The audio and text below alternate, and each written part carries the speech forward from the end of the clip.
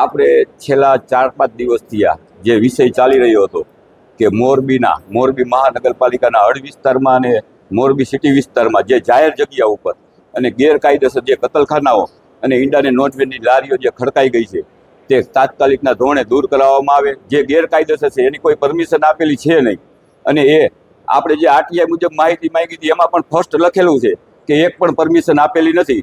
તો આજે જે 52 કોર્પોરેટરો જે હિન્દુ સમાજ અને જે પ્રજાએ જે પ્રતિનિધિ બનાવીને જે સત્તા ઉપર બેસાડ્યા છે તેની સહી અને હસ્તાક્ષર લેવા માટે આજે સંગઠન દ્વારા અભિયાન કરવામાં આવ્યું હતું, જેમાં લગભગ બધા જ કોર્પોરેટરોથી લઈને મેયરને સ્ટેન્ડિંગ કમિટીના ચેરમેનથી લઈને બધાએ આમાં સહી કરી આપી છે. જ્યારે બધા જ કોર્પોરેટરો સહમત હોય અને સહી કરી આપતા હોય તો માત્ર ને માત્ર શ્રી કમિશનરશ્રીને શું તકલીફ છે? જો આ હકીકતમાં ગેરવ્યાજબી છે અને ગેરકાયદેસર છે, સરકારનું કે ફર્સ્ટ છે કે કોઈ પણ પરમિશન આપેલી ના હોય તો એને તાત્કાલિકના ધોરણે હટાવવામાં આવે.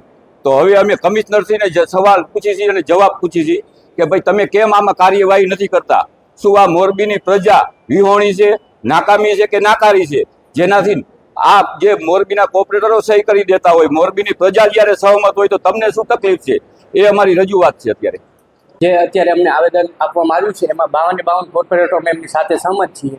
જે પણ વ્યક્તિઓ આ કાયદાનું ભંગ કરશે અમે કડકમાં કડક પાલન કરાવશું નિયમોનું, અને આવનારા દિવસોમાં જે કતલખાનાઓ અત્યારે છે એ તાત્કાલિક ધોરણે લાયસન્સ વગરના જે કતલખાનાઓ છે એમાં કડકમાં કડક નિયમોનું પાલન કરાવીશું અને બંધ કરાવીશું. પવિત્ર શ્રાવણ માસ નિમિત્તે રાજ્ય સરકારથી દ્વારા જેમ દર વર્ષે સૂચના આવે છે અને પરિપત્રિત થઈ આવે છે, એને ધ્યાને લઈ મોરબી કોર્પોરેશનના કમિશનર તરીકે મેં પણ જાહેરનામું પ્રસિદ્ધ કરી આપેલ છે. 329 અને 336ની કલમ હેઠળ અમે ગેરકાયદેસર કતલખાનાઓ પ્લસ માંસ મટનની જે દુકાનો હોય એને સોમવારે અને જન્માષ્ટમીના તહેવાર નિમિત્તે જે તારીખો છે એને ઉલ્લેખીને આખું જાહેરનામું પ્રસિદ્ધ કરી દીધું છે. અને એ મુજબ આજે સોમવાર પણ છે અને આજે તમામ દુકાનો બંધ છે, અને જે જગ્યાએ આ વસ્તુનું વેચાણ બંધ નથી એ જગ્યાએ અમારી ટીમ જઈ અને એ બંધ પણ કરાવી રહી છે. એટલે કામગીરી ચાલુમાં જ છે. જાહેરનામું પ્રસિદ્ધ થઈ ચૂક્યું છે અને આ કિસ્સામાં અને આ બાબતમાં ચોક્કસ અને ખૂબ કડક હાથે કાર્યવાહી કરવાની રહેતી હોય છે.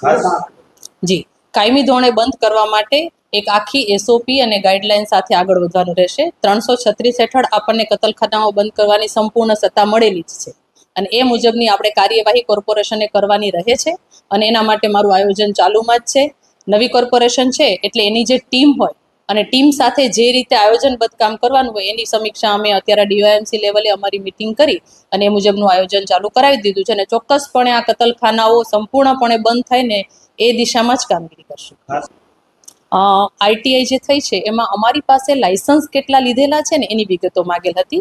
લાયસન્સ એ જિલ્લાના ડેઝિગ્નેટેડ ઓફિસર દ્વારા આપવામાં આવતું હોય છે, એટલે જિલ્લાના ડેઝિગ્નેટેડ ઓફિસરનો આંકડો આપને મળી શકે, પરંતુ કોર્પોરેશનના ઓફિસમાંથી કોઈ પણ પ્રકારનું લાયસન્સ જ ઇસ્યુ નથી, એટલે માહિતી શૂન્ય હતી. એટલે એનું અર્થઘટન એવું કર્યું છે કે અહીંયાથી કોઈ પણ કામગીરી થયેલ નથી, પરંતુ કામગીરી તો અત્રેથી જ થાય છે અને અમને સંપૂર્ણ સત્તા છે. આ ઉપરાંત 381 હેઠળ આજે અમે તમામને આવતીકાલ માટે પણ નોટિસ ઇસ્યુ કરી રહ્યા છીએ. એના માટે અધિકૃત મેં મારા ફૂડ ઇન્સ્પેક્ટરને અત્યારે જ હાલ કર્યા છે, અને એ દિશામાં મેં કીધું એમ ચોક્કસપણેના નક્કોર પગલાંની કાર્યવાહી મારી ચાલુ કરવામાં આવશે. આ કામગીરી જ્યારે પૂર્ણ થશે ત્યારે આનું રિઝલ્ટ પણ ચોક્કસ બતાશે.